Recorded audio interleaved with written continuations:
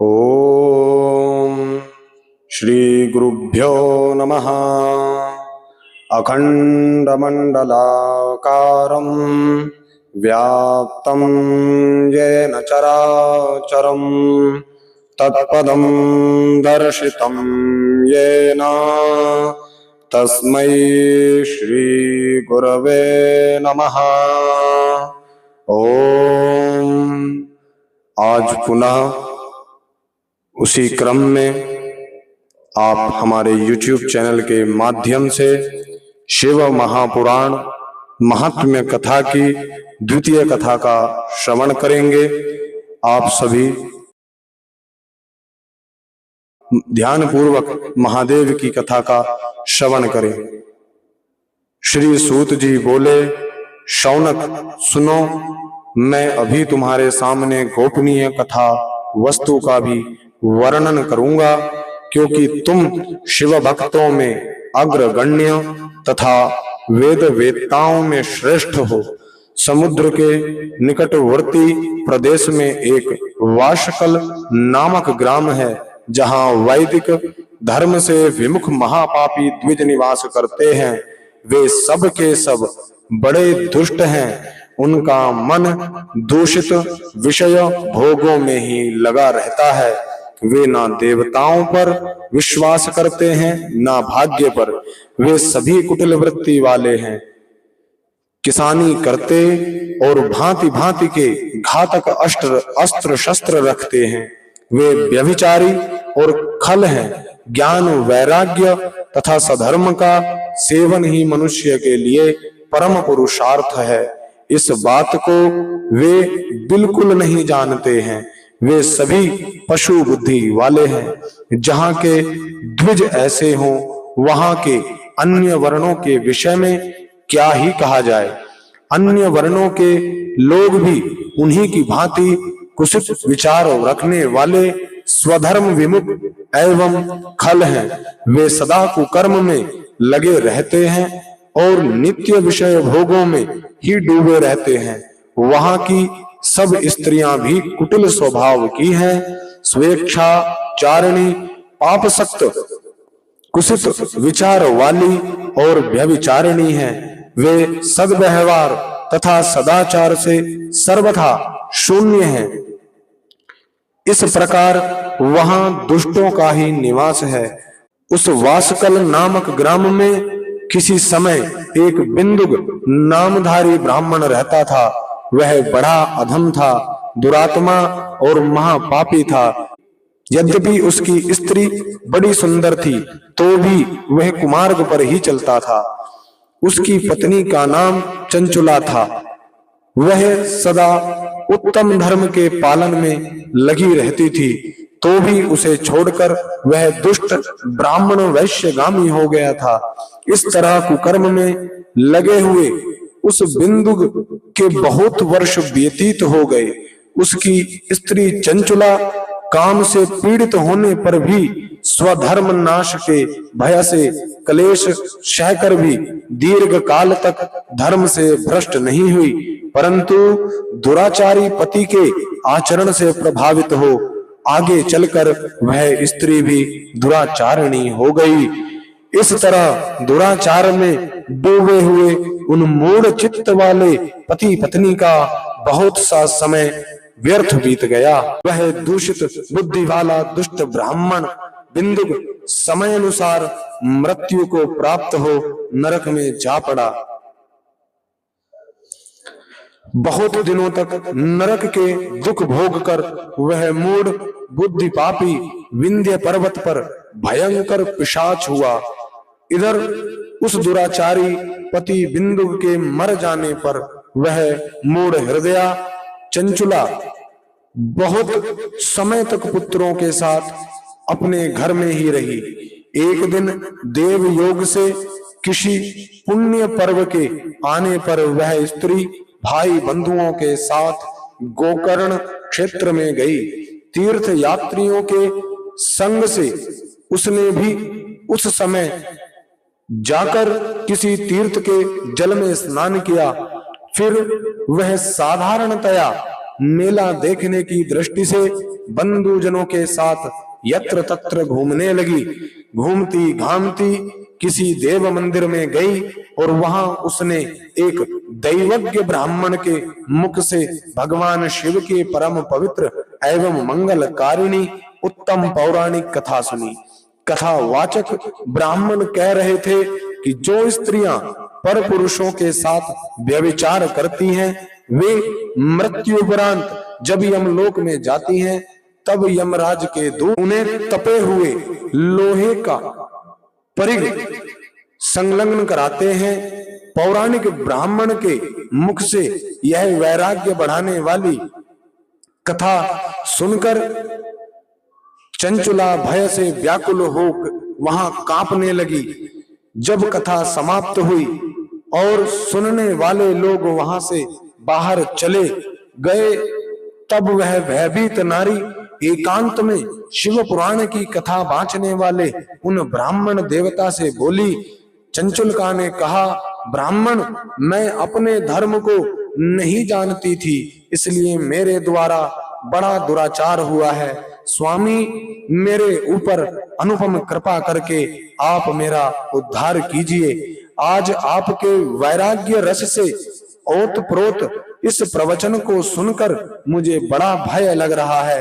मैं कांप उठी हूँ और मुझे इस संसार से वैराग्य हो गया है।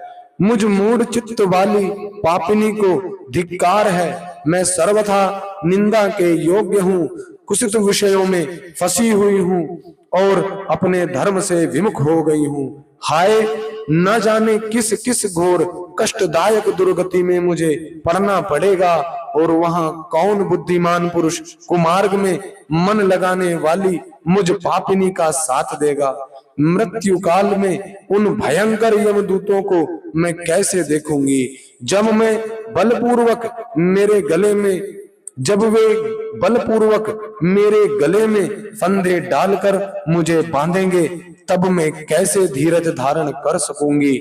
नरक में जब मेरे शरीर के टुकड़े टुकड़े किए जाएंगे, उस समय विशेष दुख देने वाली उस महायातनाओं को मैं वहां कैसे सहूंगी। हाय, मैं मारी गई, मैं जल गई, मेरा हृदय विदीर्ण हो गया और मैं सब प्रकार से नष्ट हो गई, क्योंकि मैं हर तरह के पाप में ही डूबी रही हूं। ब्राह्मण, आप ही मेरे गुरु, आप ही माता और आप ही पिता हैं। आपकी शरण में आई हूं। मुझ दीन अबला का आप ही उद्धार कीजिए। सूत जी कहते हैं, शौनक, इस प्रकार खेद और वैराग्य से युक्त हुई चंचुला ब्राह्मण देवता के दोनों चरणों में गिर पड़ी। तब उन बुद्धिमान ब्राह्मण ने कृपा पूर्वक उसे उठाया और इस प्रकार कहा। चंचुला ब्राह्मण बोले, नारी, सौभाग्य की बात है कि भगवान शंकर की कृपा से शिव पुराण की इस वैराग्य युक्त कथा को सुनकर तुम्हें समय पर चेत हो गया। ब्राह्मण पत्नी, तुम डरो मत, भगवान शिव की शरण में जाओ। शिव की कृपा से सारा पाप तत्काल नष्ट हो जाता है। मैं तुमसे भगवान शिव की कीर्ति कथा से युक्त उस परम वस्तु का वर्णन करूंगा, जिससे तुम्हें सदा सुख देने वाली उत्तम गति प्राप्त होगी। शिव की उत्तम कथा सुनने से ही तुम्हारी बुद्धि इस तरह पश्चाताप से युक्त एवं शुद्ध हो गई है, साथ ही तुम्हारे मन में विषयों के प्रति वैराग्य हो गया है। पश्चाताप ही पाप करने वाले पापियों के लिए सबसे बड़ा प्रायश्चित है। सत्पुरुषों ने सबके लिए पश्चाताप को ही समस्त पापों का शोधक बताया है। पश्चाताप से ही पापों की शुद्धि होती है। जो पश्चाताप करता है वही वास्तव में पापों का प्रायश्चित करता है, क्योंकि सत्पुरुषों ने समस्त पापों की शुद्धि के लिए जैसे प्रायश्चित का उपदेश किया है, वह सब पश्चाताप से संपन्न हो जाता है। जो पुरुष विधि पूर्वक प्रायश्चित करके निर्भय हो जाता है वह अपने कुकर्म के लिए पश्चाताप नहीं करता। उसे प्रायः उत्तम गति नहीं प्राप्त होती है, परंतु जिसे अपने कुकृत्य पर हार्दिक पश्चाताप होता है वह अवश्य उत्तम गति का भागी होता है, इसमें संशय नहीं है। इस शिव पुराण की कथा सुनने से जैसी चित्त शुद्धि होती है वैसी दूसरे उपयोगों से नहीं होती। जैसे दर्पण साफ करने पर निर्मल हो जाता है, उसी प्रकार इस शिव पुराण की कथा से चित्त अत्यंत शुद्ध हो जाता है, इसमें संशय नहीं है। मनुष्यों के शुद्ध चित्त में जगदम्बा पार्वती सहित भगवान शिव विराजमान रहते हैं। इससे वह विशुद्धात्मा पुरुष श्री सांब सदाशिव के पद को प्राप्त होता है। इस उत्तम कथा का श्रवण समस्त मनुष्यों के लिए कल्याण का बीज है। अतः यथोचित शास्त्रोक्त मार्ग से इसकी आराधना अथवा सेवा करनी चाहिए। यह भवबंध रूपी रोग का नाश करने वाली है। भगवान शिव की कथा को सुनकर फिर अपने हृदय में उसका मनन एवं निध्यासन करना चाहिए। इससे पूर्णतया चित्त शुद्धि हो जाती है। चित्त शुद्धि होने से महेश्वर की भक्ति अपने दोनों पुत्रों ज्ञान और वैराग्य के साथ निश्चय ही प्रकट होती है। पश्चात महेश्वर के अनुग्रह से दिव्य मुक्ति प्राप्त होती है, इसमें संशय नहीं है। जो मुक्ति से वंचित है उसे पशु समझना चाहिए, क्योंकि उसका चित्त माया के बंधन में आसक्त है, वह निश्चय ही संसार बंधन से मुक्त नहीं हो पाता। ब्राह्मण पत्नी, इसलिए तुम विषयों से मन को हटा लो और भक्ति भाव से भगवान शंकर की इस परम पावन कथा को सुनो। परमात्मा शंकर की इस कथा को सुनने से तुम्हारी चित्त की शुद्धि होगी और इससे तुम्हें मोक्ष प्राप्ति हो जाएगी। जो निर्मल चित्त से भगवान शिव के चरणार बिंदों का चिंतन करता है उसकी एक ही जन्म में मुक्ति हो जाती है। यह मैं तुमसे सत्य सत्य कहता हूँ। सूत जी कहते हैं, शौनक, इतना कहकर वे श्रेष्ठ शिव भक्त ब्राह्मण चुप हो गए। उनका हृदय करुणा से आर्द्र हो गया। वे शुद्ध चित्त महात्मा भगवान शिव के ध्यान में मग्न हो गए। तदंतर बिंदुगी की पत्नी चंचुला मन ही मन प्रसन्न हो उठी।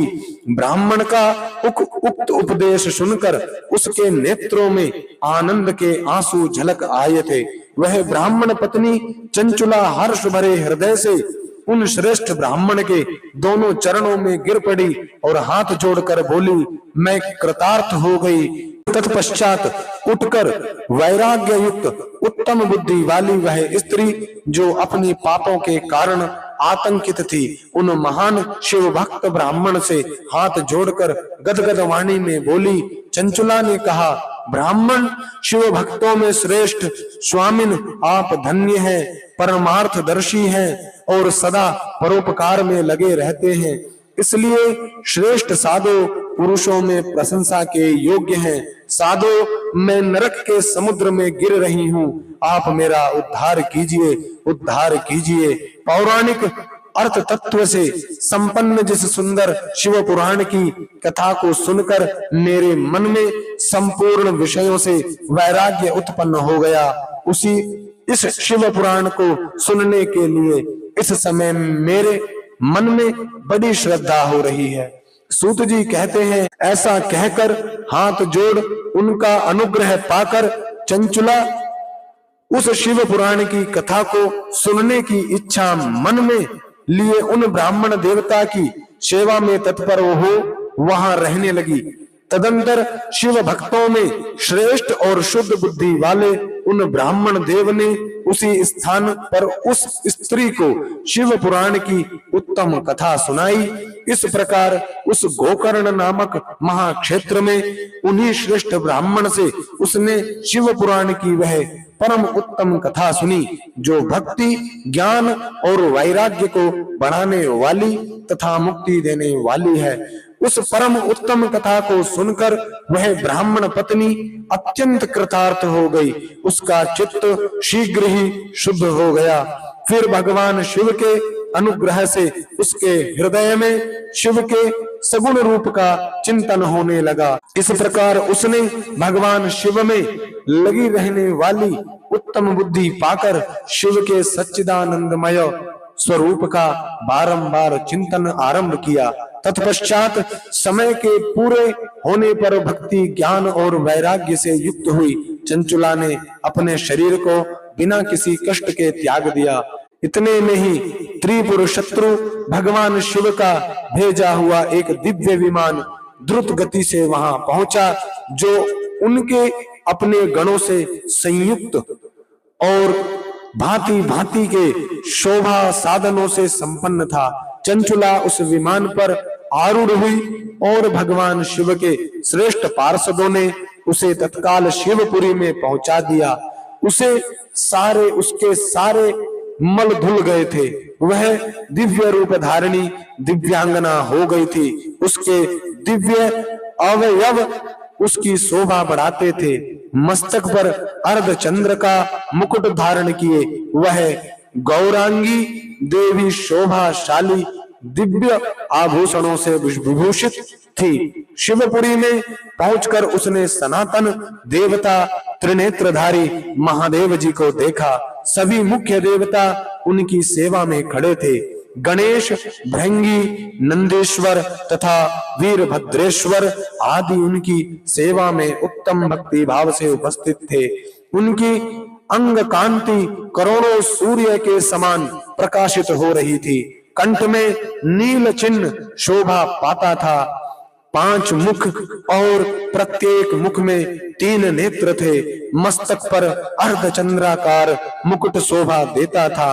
उन्होंने अपने वामांग भाग में गौरी देवी को बिठा रखा था, जो विद्युत पुंज के समान प्रकाशित हो रही थी।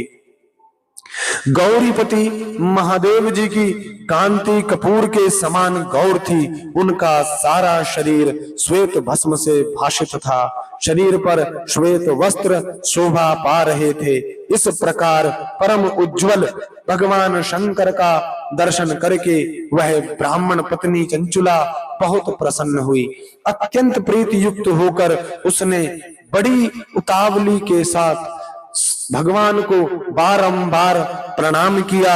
हाथ जोड़कर वह बड़े प्रेम से, आनंद और संतोष से युक्त हो विनीत भाव से खड़ी हो गई। उसके नेत्रों से आनंद अश्रुओं की अविरल धारा बहने लगी। उसने प्रेम पूर्वक हम सभी महादेव के इस स्वरूप को जय घोष कर प्रणाम करते हैं। नमः पार्वती पतये हर हर महादेव। तथा संपूर्ण शरीर में रोमांच हो गया। उस समय भगवती पार्वती और भगवान शंकर ने उससे बड़ी करुणा के साथ अपने पास बुलाया और सौम्य दृष्टि से उसकी ओर देखा। पार्वती जी ने तो दिव्य रूप धारिणी बिंदु प्रिया चंचुला को प्रेम पूर्वक अपनी सखी बना लिया। बोलो जगदम्बा माई की जय। वह उस परमानंद घन ज्योति स्वरूप सनातन धाम में अविचल निवास पाकर दिव्य सौख्य से संपन्न हो अक्षय सुख का अनुभव करने लगी। नमः पार्वती पतये हर हर महादेव। चलिए आज चंचुला की यह बहुत ही अद्भुत कथा हम सभी ने श्रवण करी। आगे पुनः इसी क्रम में चंचुला के प्रयत्न से पार्वती जी की आज्ञा पाकर तंबुरु का विंध्य पर्वत पर शिव पुराण की कथा सुनकर बिंदुक का पिशाच योनियों से उद्धार करना तथा उन दोनों दंपत्ति का शिव धाम में सुखी होना, इस कथा का श्रवण हम पुनः कल आप लोगों को हमारे YouTube चैनल पर प्राप्त होगा। आप सभी इसको भी श्रवण करिएगा निरंतर। और कल हम लोग जान लेंगे कि चंचुला का जो वह दुराचारी पति था तंबुरु, उसका महादेव और माता पार्वती की आज्ञा से वह भी शिव धाम में सुखी होकर के पुनः आ जाता है, उसकी नरक की यातनाएं समाप्त हो जाती हैं। तो करुणामय महादेव हमारे उनकी कथा का आज यहीं पे समाप्त